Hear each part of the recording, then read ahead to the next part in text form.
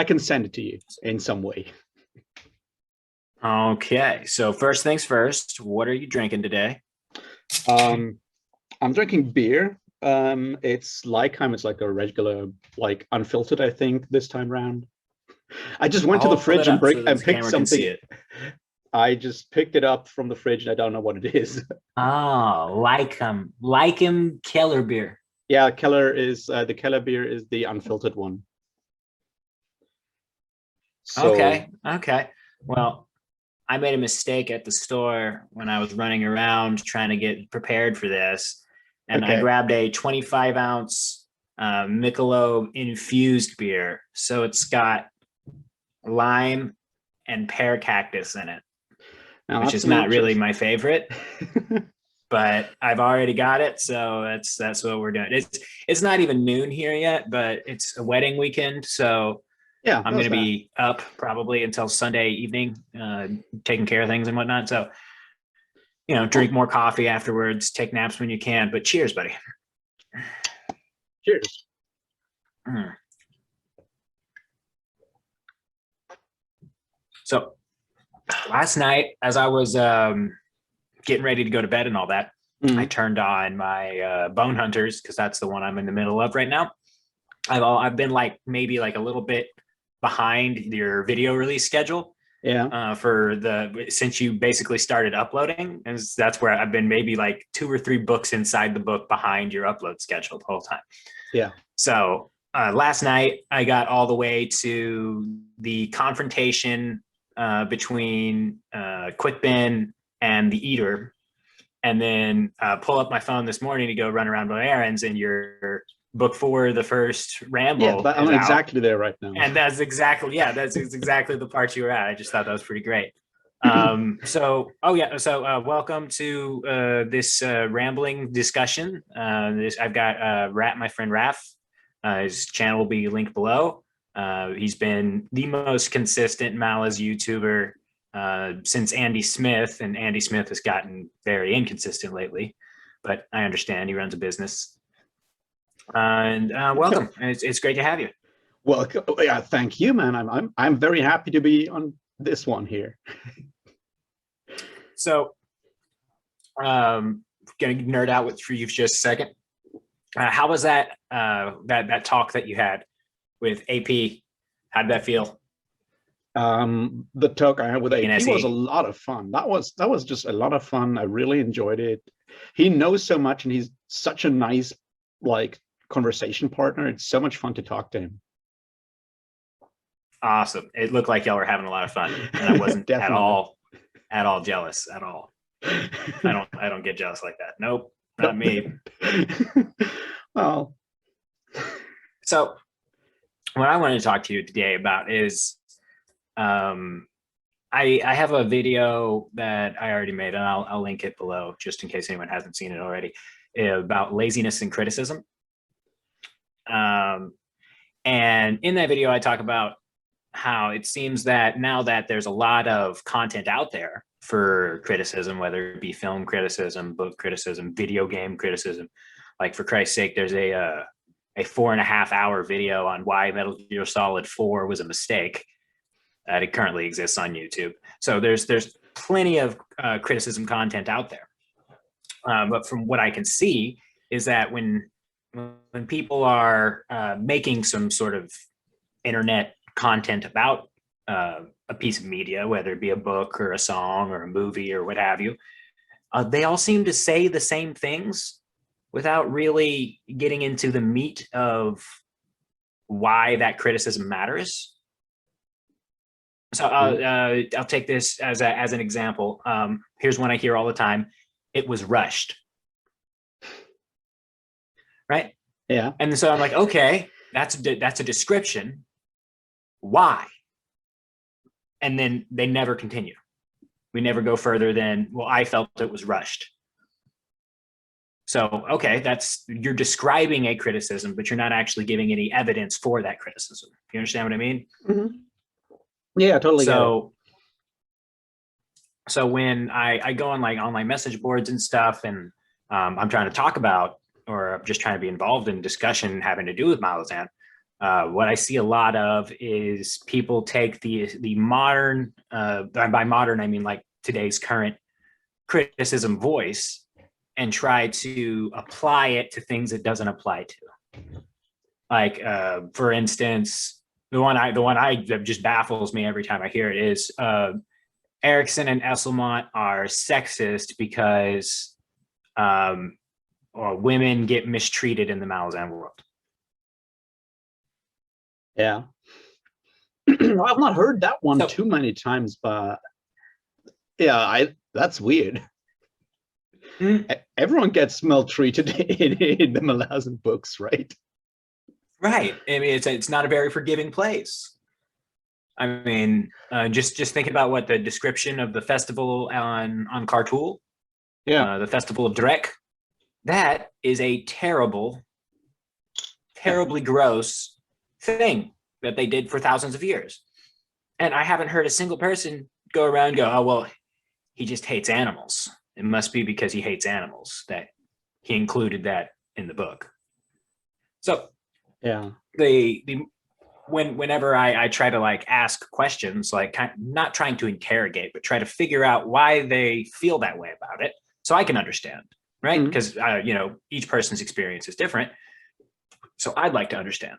So if they could explain that to me, then I've learned something. What I usually get down to is the person's more interested in keeping score about when bad things happen to people. And so, have you run into any sort of stuff like that, or what would you say to someone who says, "Well, it must be bad because it's allowed to happen in the book," rather than, "Oh my gosh, this is shining a light on something that's real in real life"? Because it seems like a missed point, I feel it's a missed point. I feel the problem there is that people read Malazan as fantasy because that's what it is on the cover of it, and they bring expectations to it that they have from fantasy books, having a lot of terrible things happening to everyone in the world is something that you find in other parts of literature a lot, but in fantasy for a long time things were kind of different, or not different, but how to say, so they for a while, like in this, a lot of it like the 80s and some of the 90s, things weren't really aware of like intending on a realistic portrayal of human life and those facets of human life, also the darker side of human life, which then was kind of changed when George R. R. Martin came around with his stories, and then everyone was going into that direction, and everyone was like happy, like you have your Abercrombies and everyone like that going out and being more grim and more dark and all of that. And there is an argument to be made that some of the portrayal of certain aspects of human life within what those people do can be read as sexist. I mean, I'm not too deep in that discussion, but there's certain points in Game of Thrones that you can definitely read as a rather cliched or sexist portrayal of women. And the problem then is that people who have, realize that yes, there is sexism in a lot of fantasy. There's even more sexism in like older fantasy, your Conans and whatnot. There's a lot of sexism going on there because the authors were sexist because the entire society at that point, or a large part of society, had a different view on different gender roles, right? And you have that, and people finally accept, or a certain part of fantasy readership accepts the fact that there exists sexism within fantasy literature. They pinpoint it in one or two authors, and then they go from there and decide that every time a woman is treated badly in a book, it's a sign of sexism. Because a lot of people, I guess, have, as long as they have like a very narrow perspective on just the fantasy field, they see like, okay, women are treated badly here, that must be sexism. It's like, no, there are other circumstances, there are mitigating circumstances. You can portray the maltreatment of women, and make it a criticism of human society in general, or you can portray it in a gratuitous way. Gratuity is, like, I guess, the big word there. It's like, if you have maltreatment of any kind of person in a gratuitous way, and that is a bad thing, because the question is like, why would you want that? And so, but those are nuances that people realize, that I guess, realized over time, because I've read a lot of like other stuff, and I'm like, yeah, I see that this is not made so I can like revel, my 15 or 14-year-old self can revel in the fact that that girl's clothes are ripped by whatever guy is doing whatever there, and then that's not the point there, because we don't even get to see that. We just get to see the aftermath, and we realize something really bad has happened, and then we question, like, why did that happen? What kind of mechanisms in society actually might go in a similar way than the things that happen in that book? So that's not per se sexist, I would say. Right. I feel it's a matter of perspective and experience, I guess, of like reading experience in general. Yeah, and I think that someone's actual life experience, or lack thereof, can also inform their reading experience. So if you go and you surround yourself, or you're reading all of the criticisms of, Howard, Lovecraft, Tolkien, and the what do they call it, the benign sexism of Tolkien and stuff like that, and one person's always putting their head in that framework, then you can make anything fit into that framework. Yeah, whether or not it's justified or not. And I don't, that just been driving me nuts lately. yeah, I've actually not come across much of that, but then I don't spend time on Reddit, so I guess I'm safe from that mostly. Oh God. I wish I could say I didn't have Reddit open on the other screen right now, just as a fact of life. I use it too much. Well, it's not really exclusive just to Reddit either. It's like any social media stuff anywhere. Yeah. You're going to find that it's almost like a gotcha.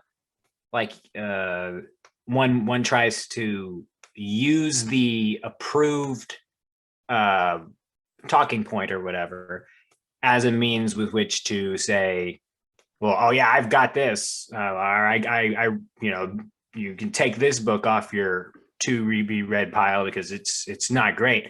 And then they turn around and try to plug something else, usually that they're involved in. So it's like, maybe there's maybe I'm the a other too thing there. cynical, Just because a certain piece of media includes portrayals of bad things, even if there is sexism in a certain book, that doesn't mean you should not read that book, because if you never read that kind of thing, you don't know what it actually is, right? That's the other part. There's like, you can read a sexist or even racist author like Lovecraft, be aware of those negative things, and still take something else away from it. It's not an absolute, this is bad because there is a portrayal of sexism in there, or there is actual sexism in there. Unless obviously you personally, as for whatever like personal reasons, have suffered through a lot of sexism or other discrimination, and just it makes you really feel bad if you read or encounter that kind of thing in your experience. I don't want to say you're triggered by it, but you know what, it goes that way. It's like, you don't want to read that kind of thing, then yeah, there's people who don't want to read about cruelty to animals, and I get it. That's a valid point for your taste, right? That doesn't mean other people might not actually not enjoy that bit and criticize that part of a specific piece of media, but you can still take other parts and see that.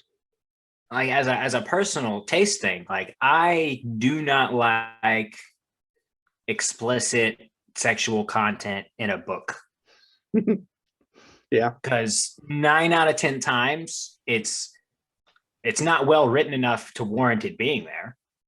Yeah. Like, and there's a certain voyeuristic quality to, you know, and I guess I'm not comfortable being in that position, even with something as far back as this is not a real thing that's happening. I'm reading a book. It just makes me super feel gross. And I'm just like, okay, so this is happening. So I'm going to move on, kind of skip through that part and not read it. But it's not like I'm going to turn around and say that the author doesn't have a right to put that in there.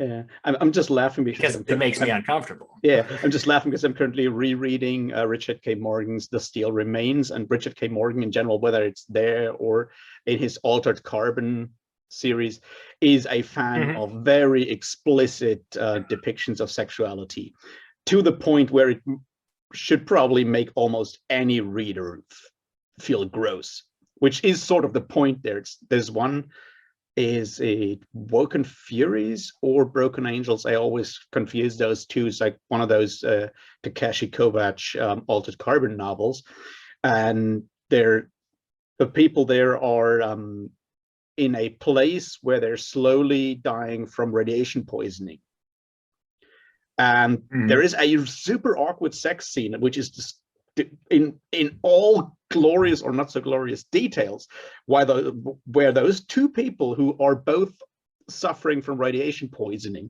are still trying to get it on, and it's as awkward as you can get. And that's sort of the point of that scene. That's sort of the point of the scene, because it shows you how it's all about that, you know, people trying to still get it on, and it. So yeah, the point there is not for you as the reader to have a boner and whatnot. It's supposed to be really gross, and I see the point of that. It still makes me feel uncomfortable as a reader, but I kind of see that was the point, to make me feel uncomfortable, which is valid. You know, there is to make your viewer or reader feel uncomfortable about something is a valid point. I see on the other hand, I see that, like, it's a skill. Yeah, it's a skill. Yeah, I see the value of the idea of like trigger warnings to prevent people actually being traumatized if they have specific reactions to certain aspects. To you know, forewarn people that this might be problematic if they have that kind of problem. But I don't see it for something that is as explicitly adult as the Malazan Book of the Fallen. Right. This is about war. This is about war.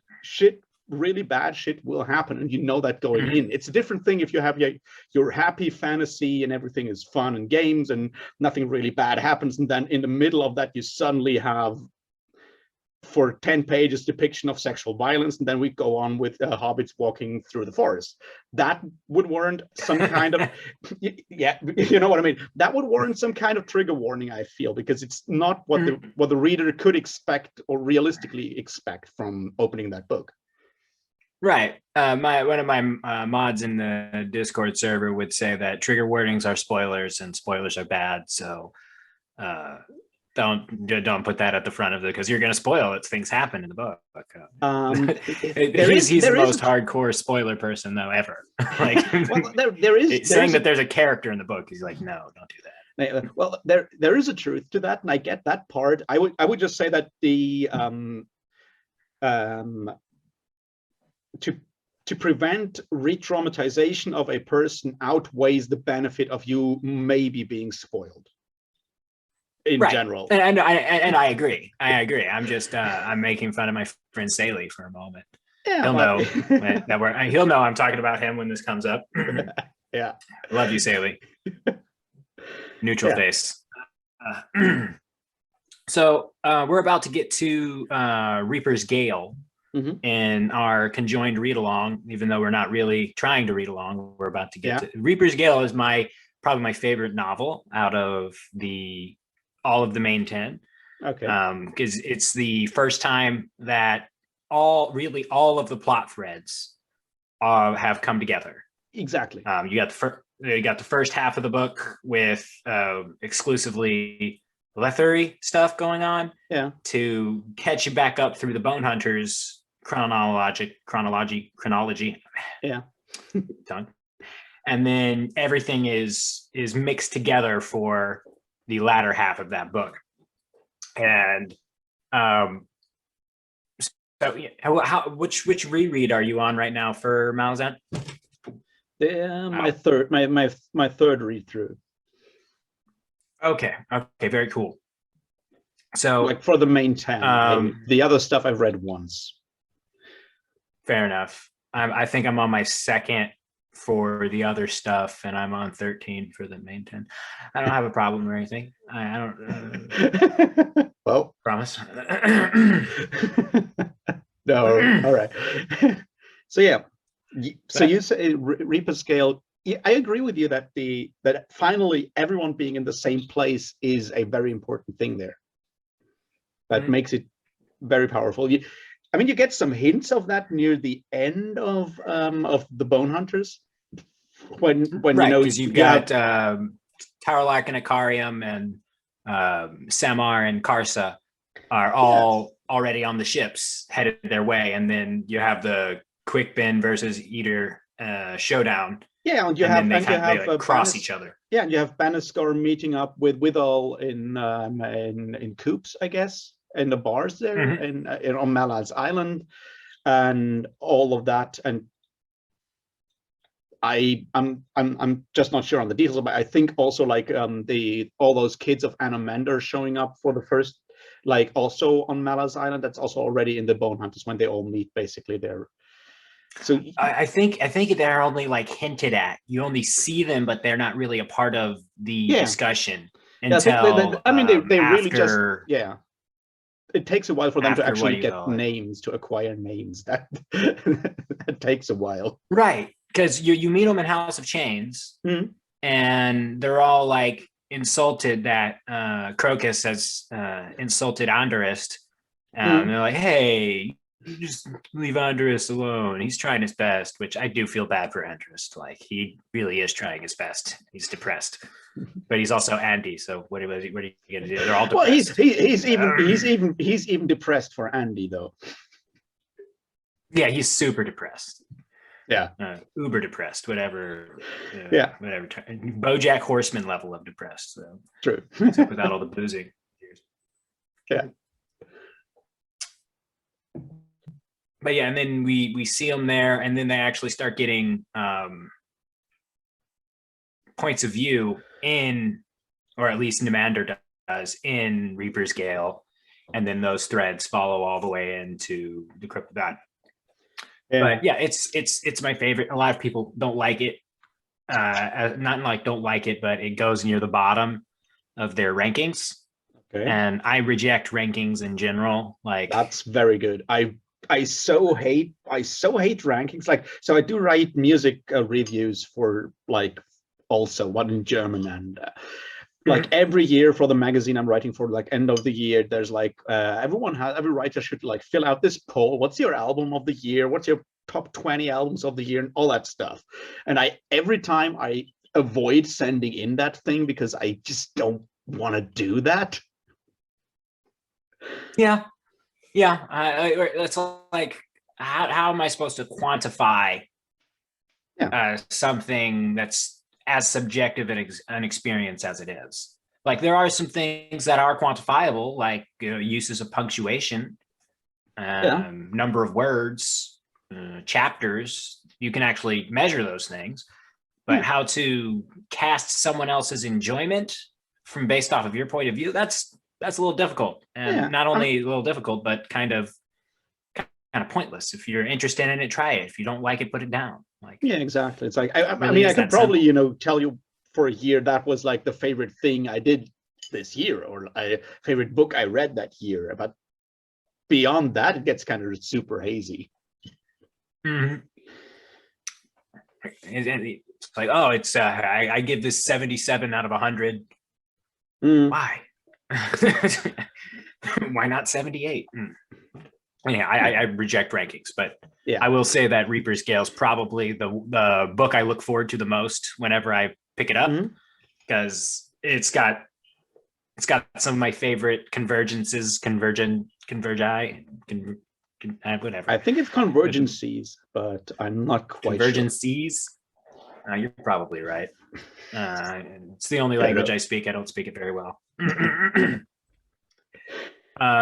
So let me figure out how I ask this properly.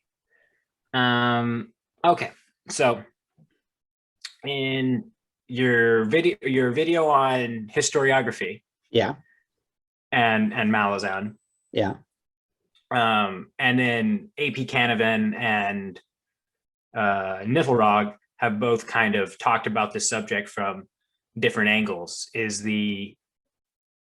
how the Book of the Fallen itself is a complete narration done from the narrator of the Book of the Fallen's point of view. Yeah. And, spoilers for the whole thing. According to the last, chapter or so of The Crippled God, it's actually Kamensaad who is writing the Book of the Fallen. Yeah. And, so it's like, as you read it, and once you get to the end and you realize, well, wait a minute, how could he have known all of this stuff that's in here? Like, how is he privy to people's thought processes? Well, he is a god. Well, yeah, he is a god for one.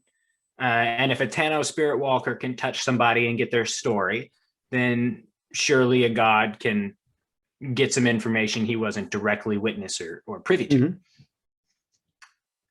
But what I find really, really fascinating is it's almost a confessional. Yeah. The whole thing is, it's like, even though in the end Kamensaad is freed and gets to go home, starting from really in Memories of Ice, it becomes pretty explicit. Yeah. That the crippled god is an antagonistic force on the planet right now, because you hear about it a little bit in Dead House Gates with the Warrens starting to get poisoned, and then he actually makes it explicit in Memories of Ice, where they're like, it's got to be the infection in Burn that's chained to her flesh. From that, you can extrapolate it's the crippled god. Yeah. But especially books like Midnight Tides, where he's just a bastard. And Reaper Scale. Yeah. Especially what he does to Rulot at the end of Reaper Scale, where he tells him, you can talk to Troll again if you pick up my sword, while he's standing there facing Karsa. Yeah.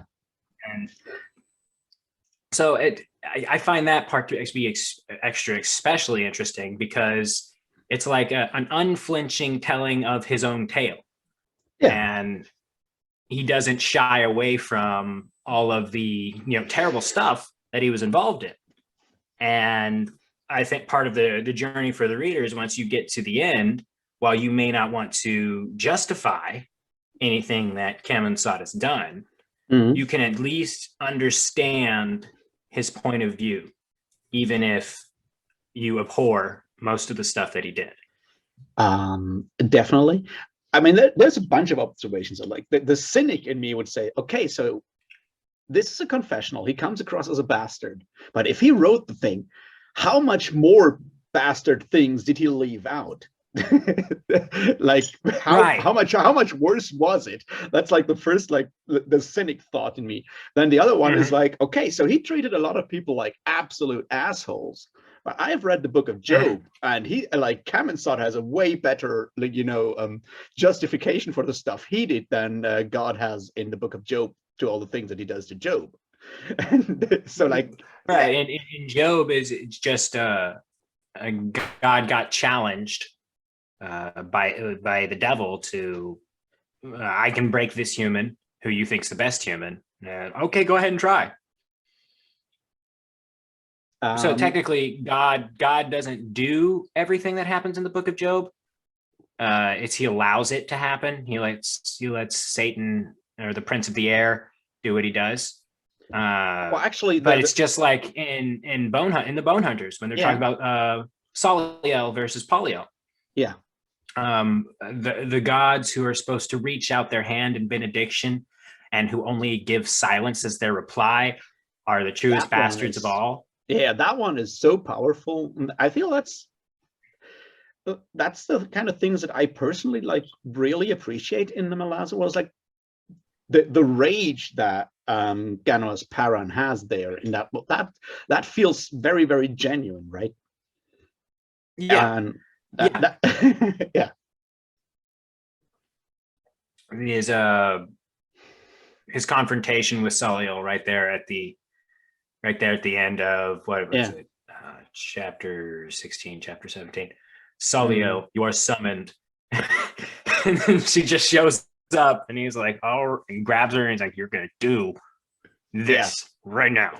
Yeah, that Continues his feels pattern from Gardens, grabbing gods and shaking them. Yeah, well, that feels very satisfying in a way.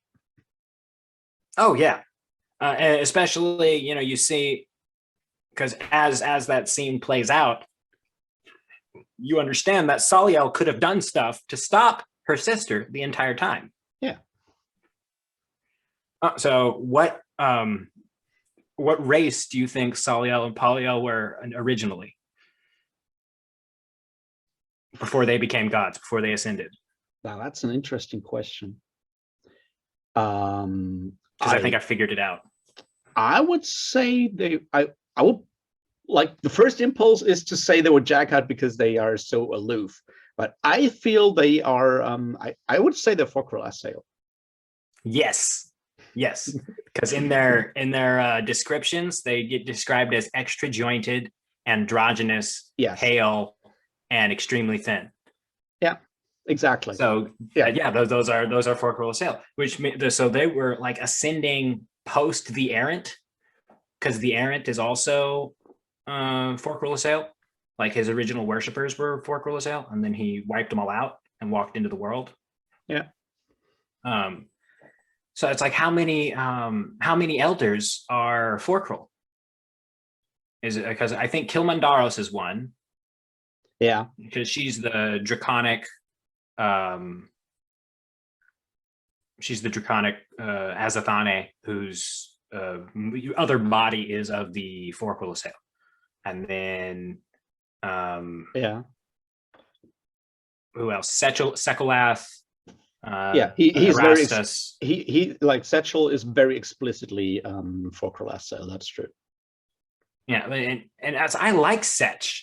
Yeah, like rereading and stuff and going back through it, it's like he doesn't make decisions I would necessarily agree with, but he just seems so damn likable. Yeah, like he back talks his son, he back talks Kilmandaros. He invited what's his name, the eater with the lantern, back into the house. The one who goes to find the that dude, the main kind of guy in Reaper's Gale. I keep forgetting his name. I don't know who you mean. This is gonna bug me. Yeah, me too. I'll put his name in the edit when I'm going back to fix this thing. I'll be like, it's right here, and we couldn't remember it the entire time. Thanks, beer. No, it's not beer. That's just that's just like so many names in that story. Oh yeah, isn't that Truthen something? Bruthentrana? Bruthentrana, yeah, that's it. Okay. Bruthentrana. I think that is his name. I think that is his name. Yeah, he's like our only like non insane sword wielding and he's not even a viewpoint character, like Edor viewpoint character that gets a lot of screen time or like page time in Reaper's Gale. I think it's Bruthentrana. Yeah, him compared to Hanan Mosag. Yeah, it's like, man, Bruthen was a good guy, just like Alrada On in the Bone Hunters. Yeah. You see all of the atrocities that Henradi Kalag and Tomad Sengar were told to just visit upon the world in Rulad's name. And he's not even real. Well, he's a Teist, but he's not Eater. He's Amdi. Alrada On is Amdi, yeah. Eater. Yeah. He's like mixed. I'm not entirely sure how that works.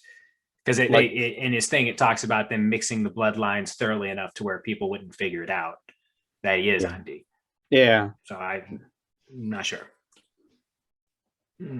He considers So himself Andy, though. That's like, I guess, the main issue there, main point there. he does, because he was eventually going to go on a hunting expedition, Hmm.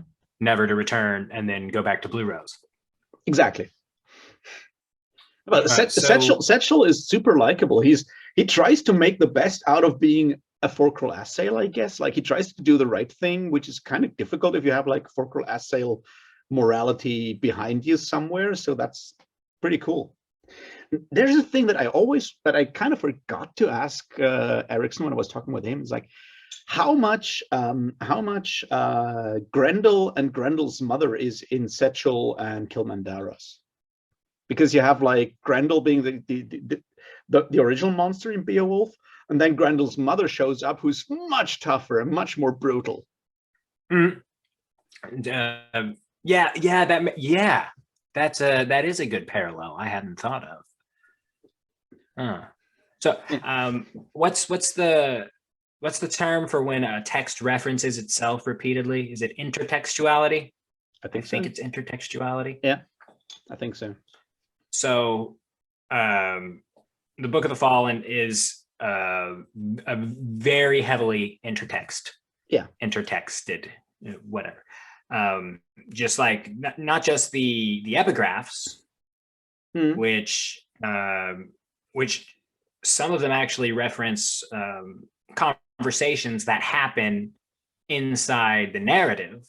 Yeah, like when we're first introduced to to Calor in Gardens of the Moon, the epigraph where he's talking to Caladan Brood, and he says, "I walked the earth when the Talanamaspa were but children.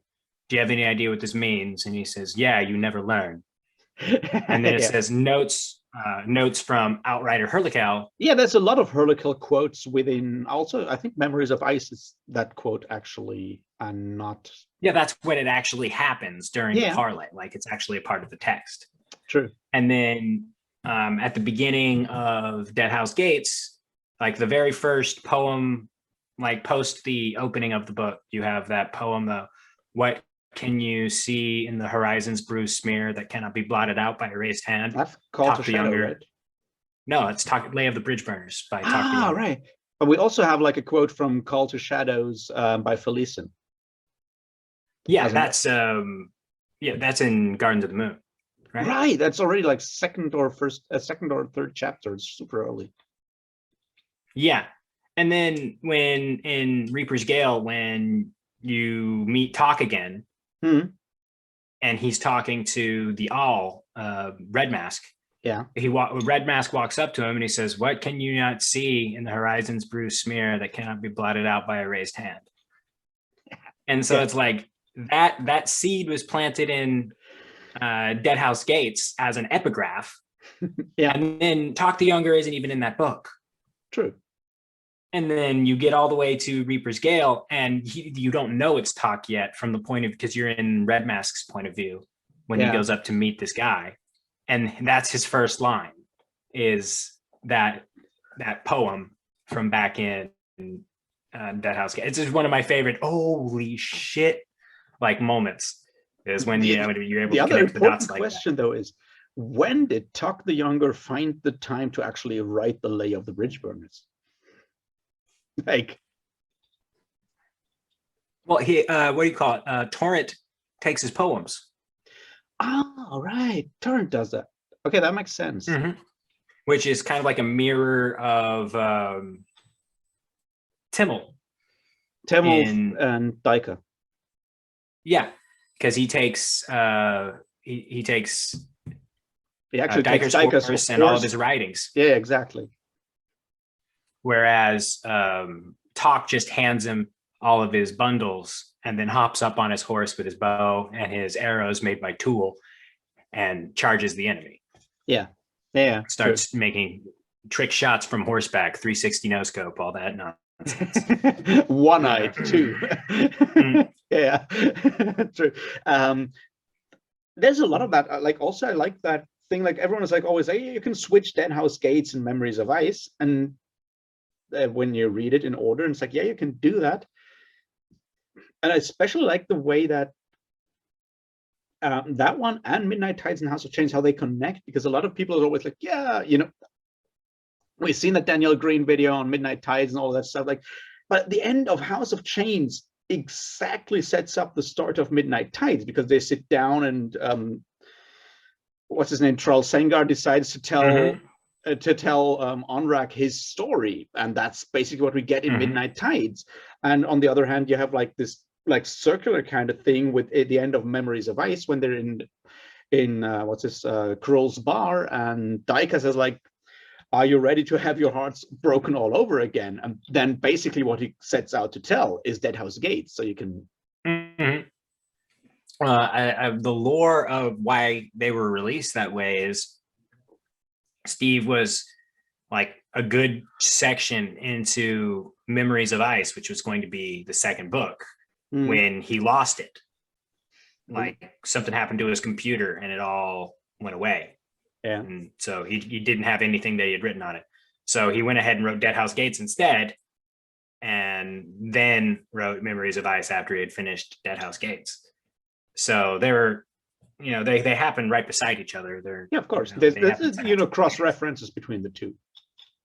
The Carpolo Demisand and his Trigal Trey Guild cavern going back and forth. Yeah, that one. You have these situations as like in Memories of Ice when they're in Kapustan on the rooftop, and when the bridge burners show up on the rooftop, Genoas and so on that rooftop with Gruntle and so forth. And there's like a very explicit scene that is, and I can't quite remember what it was, but it's like a super explicit flash across whatever thing to stuff that's happening in Deadhouse Gates at the same time. Yeah. Oh yeah. Oh, now I want to look up that scene so that I can figure out what that was, or what was exactly was happening there. But yeah, if you had to pick a moment from the series that you think encapsulates the message, what would it be? Encapsulates the message. That's a very good question. I would say it's either Mappo at the end of Deadhouse Gates handing over that vial of healing things to Gessler and Stormy to save the dogs. It's either that one or actually the end of Crippled God, near the end of Crippled God, the end, like the death of Gessler and Stormy, when they actually try to save the dogs in a way. Yeah, they try. It comes full circle there. Yeah, it comes full circle, and that one, or what I also near the end of the Crippled God, when I think it's Grub talking to Sin, probably to Sin or to someone else. That discussion about Gessler and Stormy once again, and they're like they're almost ascended. They're trying to hang on to their humanity. And that basically is like the message for me is like, we're all trying to hang on to our humanity in all these weird circumstances in our own lives. And it's a struggle that's hard to fight, but it's basically what it's about. Is you want to stay human, which obviously you don't. Yeah, that's like part of the thing with Absalar and Crocus is Crocus thinks Absalar is on her way to becoming less human and ascending, and so he's like, in order to guard her back, I've got to cut all those same things away from myself in order to guard her back. And that's part of what drives them apart, is that Absalar doesn't want ascendancy. She would rather stay human. And Crocus doesn't want ascendancy for ascendancy's sake. He wants it to guard her back. Yeah. And that's what splits them apart. Part of the internal like dialogue is when you have to die to truly ascend, right? And so when you die, are you casting away all of the pieces of your humanity that are left? That's like one of the central questions that's asked over and over again, like with Treach, with Kellenved and Dancer. with I anyone I who used to be human first. mm. I feel like Dancer is very much trying to still hold on to his humanity over the whole thing. Right. And I don't know if you could argue Kellenbed was completely human the entire time. He was completely annoying the entire time, I can tell you that.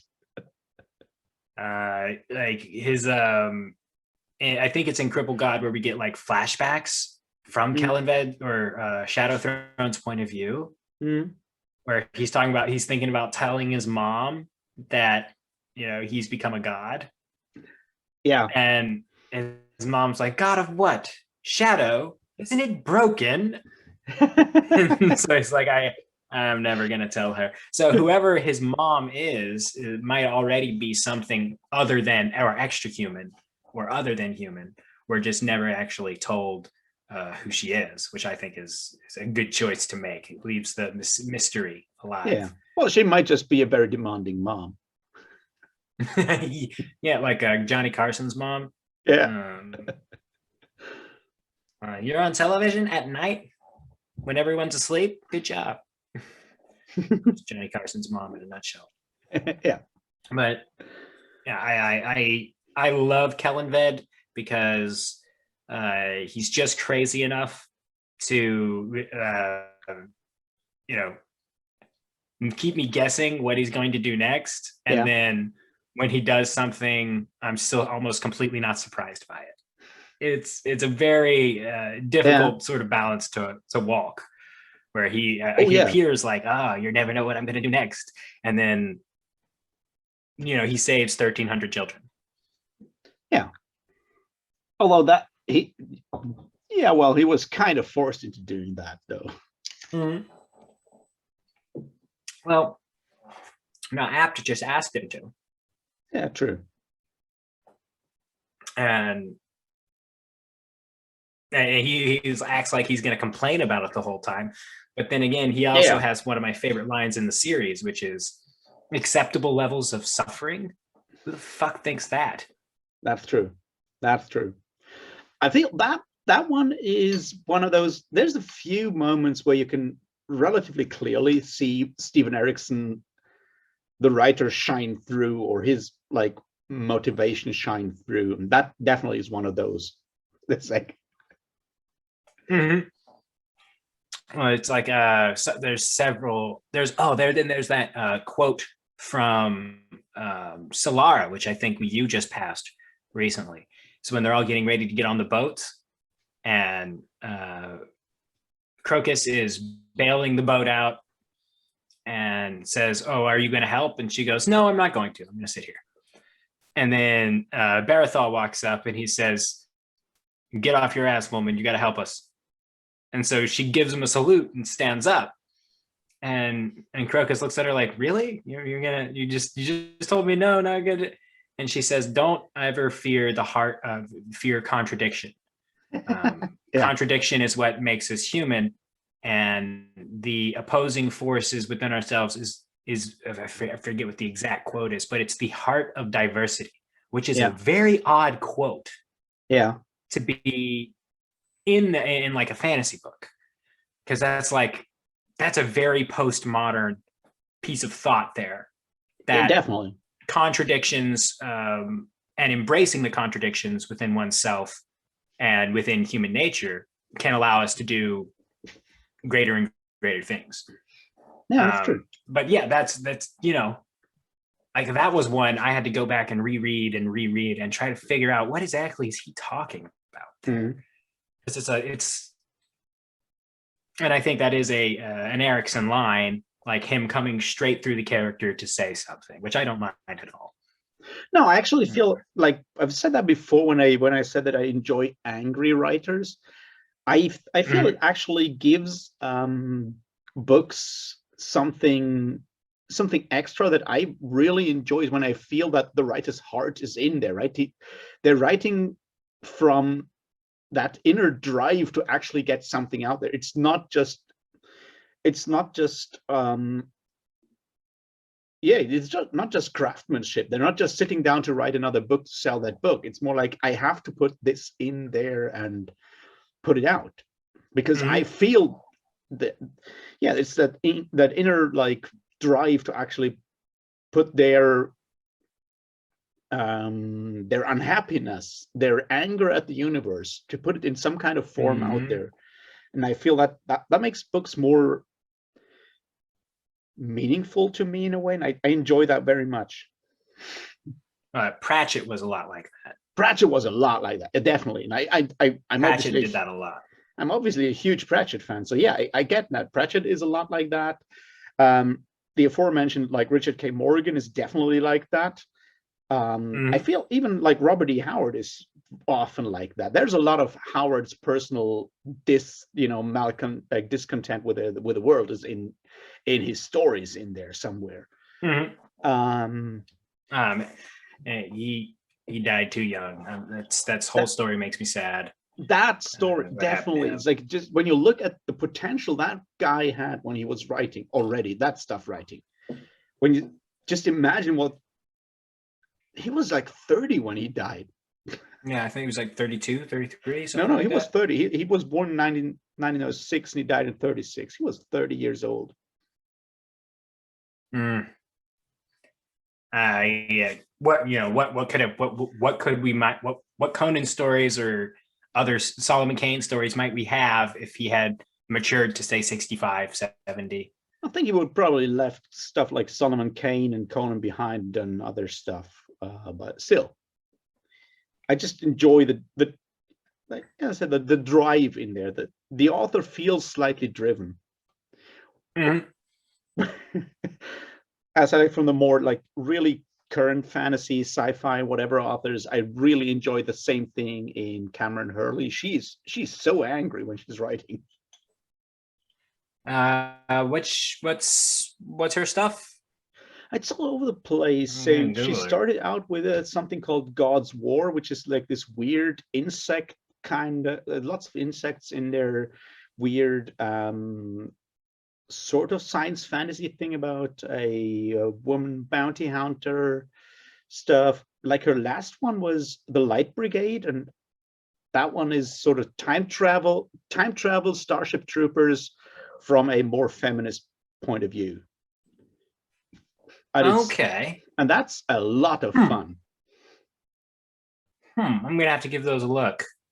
I've never heard the name before, so I think there's a Cameron Hurley who's a guitarist, right? Isn't there a Cameron Hurley who's a guitarist? I think so. Well, I can tell you that Stephen Erickson enjoyed The Light Brigade. He said so. He actually said so in that video I did with him and AP. Oh, okay. Well, I'm gonna have to get those. I'm gonna have to find those. It's right. It's a short. It's a short, quick read on. It's on Audible. It's like, I don't know, 12 hours audio book. It's quick and it's fast paced, and it's about soldiers traveling through time to kill monsters for a company, because obviously everything is capitalist in that point. Okay. But, it's sort of Aliens meets Starship Troopers meets time travel. Okay, you've sold me. I'm gonna find it, and I'll spend my next Audible credit on it. Okay. Good job. Good job. Well, tell me what you think. I'm an audio only guy myself. Yeah. Like I'll do a video on it. How about that? I'll do a video on it. That sounds really good. But I'm an audio only guy myself. Like I can like read stuff that has to do with like my job and whatnot, because I have to. Yeah. And whatnot. But like I am not cripplingly dyslexic, but it's pretty bad. Yeah. Like I don't know if you've noticed, whenever I'm just typing stuff, sometimes my words are not at all in the right order in the sentence that I'm just like trying to type out with my hands. It's just because I get stuff backwards all the time. Yeah. So I've ever since I've been able to, I've been audio only, and I love audio. Yeah. Even when it's a bad narrator and the story is still good, I can still go on through. You can just turn up the speed just a little bit, when I did Breach of Peace, I know a lot of people like Kramer and what's her name? I keep forgetting her name anyway. Redding. Kate Redding. Like a lot of people. An OG. A lot of people enjoy those two because they did Wheel of Time and do the Stormlight stuff. But I had to put it up to 1.4 speed because they're so slow. Well, like seriously. I'm always at 1.4, 1.5 speed. It depends for me. Like Malazan, I audio. usually do at 1.3 because I want to pay attention. And also especially not so much with the first three. With Lister, it's easier, but I feel Michael Page reads faster. In general, he reads faster. So he does a little bit. His cadence is a little heavier than Lister. There's the Mage Errant books by John Bierce, which are on audio. Ralph Lister does those too. Okay. And so I had never heard of them before it popped up in my recommended on Audible. Okay. And it was like, oh, Ralph Lister. All right, I'll give it a go. It's Ralph Lister. Like I got to do something else with Ralph Lister involved. And they're like a younger audience sort of books. Yeah. They're not terrible. They're all the stuff is there. It's well written. It's got interesting characters. It makes a point to try and diversify the cast between instead of just being in fantasy Europe, it's like actually trying to encompass the entire world that it takes place in. That's cool. And it's pretty good. It's not like James Joyce or anything. But then again, I don't really like James Joyce. I just had to read him for college. I feel like a lot of these people like James Joyce, the stuff that you have to read gets so much better if you revisit those things later in life when you don't have to but choose to read them. Because at least for me, like the force, like the pressure, but that's just me. I hate pressure. I hate I was a punk for a long time, and it's like you tell me to do something, I immediately hate it. And that's with book assignments and stuff like that. It's the same. It's like you tell me to read, obviously I'm German, so we had to read. You usually have to read Faust by Goethe in school. Yeah, and that's really, really good. But when you're 15 in school, you don't appreciate that. You just hate it because your teacher told you to read that. Yeah, I'm the same way with Catcher in the Rye, except I won't go back and read it. I'm pretty sure I would still hate it, even if I chose to go back and read it. Yeah, well, there's some stuff that you always hate because it's just not for you. But I feel for a lot of stuff, it's more like now I can sort of see the point in there. Also, some of those books are just not written for 15-year-old people. Right. It's like they were written for adults at the time. And now that everyone who was an adult at that time read it, they're like, oh, this has got to be something that you make kids read to understand what true art is, or whatever their reasoning was when they decided to do that. Yeah. Well, I guess it's sort of it comes from that point where you're like, you can't force your 20-something-year-old people in your country to read the formative books for your culture, because you can't force those people to do anything at that point. So you have to do it with kids. So that's how you do that. Okay. It's a little diabolical, but all right. I feel that's part of it. It's like a lot of stuff that you'll learn in school is more like you'll need it later on. You might appreciate it even, but we have to do it now because now we have you here. Now we can actually force you to do that. And it's like, well, we get to make the rules now, so you will read the things they carried, even if you don't like it. Yeah, but the things they carried is actually really good. It's just very good. Vietnam era fiction. I've heard a lot. I've heard a lot about it, and I've not yet read it. But it's sort of on my extended TBR. Yeah, the never ending, it never ends TBR. If there's no more books to be read, then why live? Well, it's a work in progress, and like I do already read a lot, but right now I'm not doing a lot of like new reading because the Malazan stuff is taking up a lot of my brain space right now. I just do like rereads of stuff that I already read over the weekend, so I just go back and like, oh, that was fun when I read it like a couple of years ago or a decade ago. Let's just try this again and see what I think of it now. And sometimes I'm like, no, that's good. So we're about to be out of time, but I have a special guest here who would like to ask you a few questions. And I just want you to answer them as honestly as possible, okay? All right. All right, so give me just a second. Let me go grab him. He's right over there, and all right. He's going to ask you a couple things. No, God.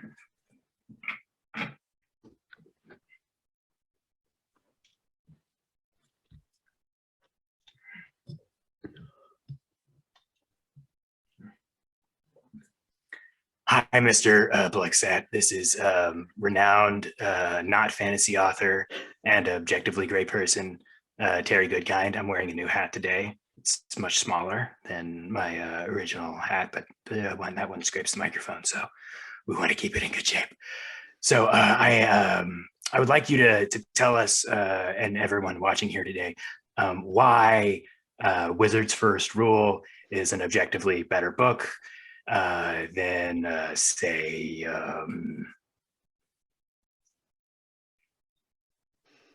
Gardens of the Moon, if I were just to pick one randomly at total random. A total random. All right. Now that's an interesting question, sir. I am trying to come up with reasons because there's not that much of the really hardcore BDSM stuff in there, so it's kind of more difficult with Wizard's First Rule. But I really enjoy the really long and weird description at the beginning about that evil plant thing. Also, the way the way it describes how someone is turned into a almost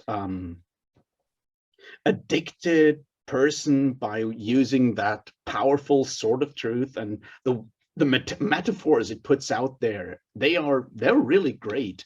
And there's no like evil plants in Gardens of the Moon, so I feel that makes Wizard's First Rule objectively a better book. Oh wow. Well, thank you.